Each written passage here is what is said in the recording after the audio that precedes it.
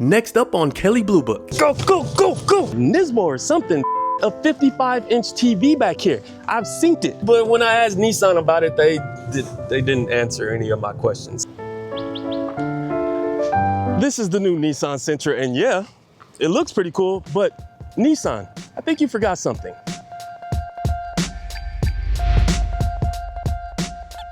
The Sentra is one of Nissan's longest running nameplates here in the US and has now entered its 9th generation with some pizzazz.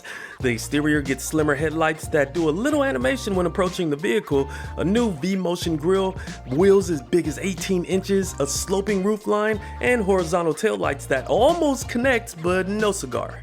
My tester is the sportier looking SR trim with a two-tone paint job in this exclusive energetic ember color, unique wheels, blacked out center grille, rear spoiler, diffuser style treatment on the rear lower bumper, and different interior trim, but we'll get to that later. For a more subtle look, other Sentras like the SL model will have a more colorful grille and a splash of chrome for an upscale and mature aesthetic. And this new generation looks wider than the previous generation thanks to some optical illusioning, but it's built on the same platform as that last gen and its dimensions actually haven't changed much. And one would think with this sleek fastback profile that this was a hatchback, but it's not. It has a regular trunk. But the good thing is, it's wider than the previous generation and it has a low load floor along with these latches to fold down the split 60-40 rear seats, but you may have to go to the second row to fold them down yourself because it's a bit of a reach back there. And you can fit up to a 55-inch TV inside the box back here. I've seen it. So, Nissan, you didn't forget about the practicality in the cargo area. You forgot about something else. I wonder what that could be. Come on, go, go, go, go, go, go! Yeah, I think they forgot a more powerful engine or maybe a hybrid. Yep, all 9th generation Sentras are still powered by a carryover 2-liter 4-cylinder engine with 149 horsepower and 146 pound-feet of torque linked to a CVT, or continuously variable transmission, exclusively powering the front wheels. I hope that Nissan will be cooking up a more powerful Nismo version of the Sentra like they've done in the past, and like how they've done for the big old chonky Nissan Armada, but a guy can dream. And don't get me wrong, this powertrain application works just fine if you're commuting, dropping off your kids, going to the grocery store, going to the mall, whatever. It works totally fine, but that CVT, it does drone. It doesn't simulate gears or anything. And that engine, it can get a little bit loud if you're laying on the throttle. Yeah, you hear that noise coming into the cabin, and there is a rubber band feeling when you lay off the throttle. But besides that, the brakes feel just fine, and as long as you know you're not gonna win any drag races in your 2026 Sentra, you'll be okay. Nissan does mention that the CVT has been refined for smoother acceleration and a more natural response. Fuel economy for the Sentra is EPA rated up to 30 miles per gallon in the city and 38 on the highway, and features an independent strut front and multi-link rear suspension with standard rear disc brakes. Right now I'm driving the SR trim, and they didn't tune the suspension in any way. They didn't lower it. It's not stiffer. It's just the same. And the ride is actually pretty nice, although a few of the harsher bumps do kind of come into the cabin. But besides that, it rides just fine. You have a nice view of the road. It doesn't seem like it's as low as some competitors, and it's very compliant. No complaints. And the steering actually feels good. It has a nice tight turning radius and it's relatively quick. And there are drive modes to change up the characteristics of the Sentra, like Eco, if you want to save some fuel, or Sport, which actually stiffens up the steering and gives you a quicker steering response, along with changing up some of your throttle mapping. And just a fun way of saying it'll be a little bit more engaging and your throttle response will be a little bit faster, but just, yeah, I mean, yeah. As far as tech, all but the base model Sentras get this dual 12.3-inch display. Base models still have a 12.3-inch infotainment screen with standard wireless phone integration, but only get a separate 7-inch driver information display. 2 USB-C ports are up front, and a Sentra first wireless phone charging option is now available. Behind the steering wheel, I have the 12.3-inch dual screens, and I'm really happy that the steering wheel doesn't impede on the gauge cluster. It's nice and clear, slightly configurable, can give you some good pertinent information, and the infotainment screen, the native system, is relatively snappy and intuitive. And you also have Apple CarPlay and Android Auto, so you can use that if you like, but the screen setup looks good. But right below the screens, you have haptic feedback buttons for your HVAC controls. I mean, it's very subjective. This is a first for the Sentra, and you can see some of your inputs up top, and you can also make inputs up top on the infotainment screen with this little itty bitty layer of HVAC controls. But they're intuitive, they're easy to work, but it's bathed in gloss black, so you're gonna see your reflections, fingerprints, whatever. But I get it, at this price point, you're gonna see some gloss black, but not everywhere. So that's pretty cool. The Sentra also includes Nissan's zero-gravity front and rear seats as standard fare. Lower trims come with cloth seats, so if you're looking to get these snazzy synthetic leather upholstered seats, they're only available on the top trims, and my SR tester even gets some sporty red accent stitching throughout the cabin.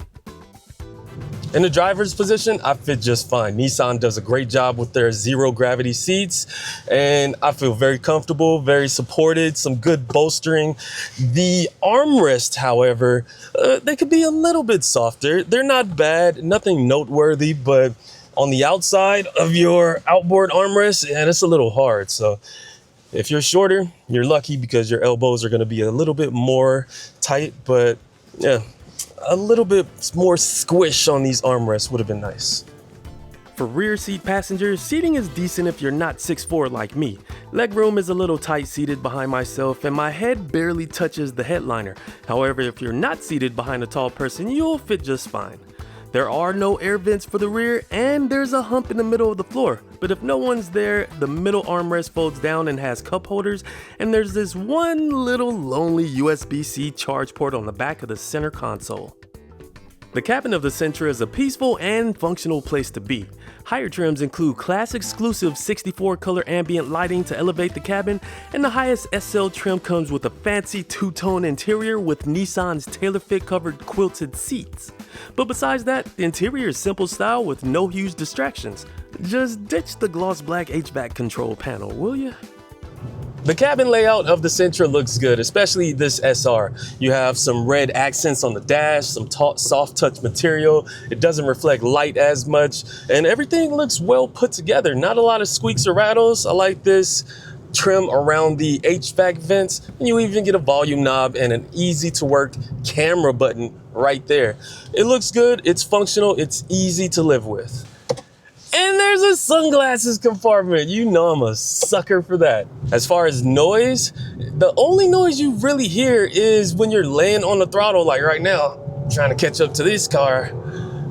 But besides that, it's actually pretty quiet in here. Now, when you do get up to speed, up to 65, 70 miles an hour, there is a little bit of road noise coming in, but it's nothing crazy. You can still talk to your passengers or the people in the back, no problem. And with visibility going straight forward and over both shoulders, it's actually really nice. And you have a good amount of glass real estate directly behind you. And the good part is you get plenty of safety features. The new Sentra will include Nissan's suite of standard safety and driver assist technology, including forward collision warning with automatic emergency braking, blind spot intervention, rear cross traffic alert, and adaptive cruise control. If you're in need of more safety for your drive, there's also an available around view monitor and Nissan Pro Pilot Assist, which is a hands-on driver assist system that helps with steering when cruise control is engaged. So make sure you keep those hands on the wheel and eyes on the road. So this new Sentra has pleasant road manners and it gets the job done. But now we talk about the best part, the price. Pricing for the new 2026 Nissan Sentra will begin at $23,845 for the base S trim, and that price reflects destination. If style is your thing, the SR model begins at $26,245, and the top-of-the-line SL model will begin at just $29,235. If you are in the market for a compact sedan like the Nissan Sentra, or maybe something with a hybrid powertrain, make sure you go on kbb.com and get a fair purchase price. kbb.com, click that link above for more details. The competitive set for compact sedans include the Toyota Corolla, which has a hybrid option, the Honda Civic, which has a very sporty hybrid option, Mazda's Mazda 3 with an available turbocharged engine, and Kia K4, which should have a hatchback variant coming soon. Yeah, sure, the Sentra isn't electrified, there's no all-wheel drive option, and there's no performance model, but it has a formula that works. A subjectively obtainable car that looks good, is efficient, and has the space to fit a big old TV in the trunk. If you're looking to grab your very own, the 9th generation Sentra is on sale now. The Nissan Sentra returns with its sleek new look, it's easy to drive, it has decent tech, and it still needs a hybrid powertrain or a Nismo or something, damn it, but it does come in at an affordable price point. And if all that sounds good to you, check one out for yourself.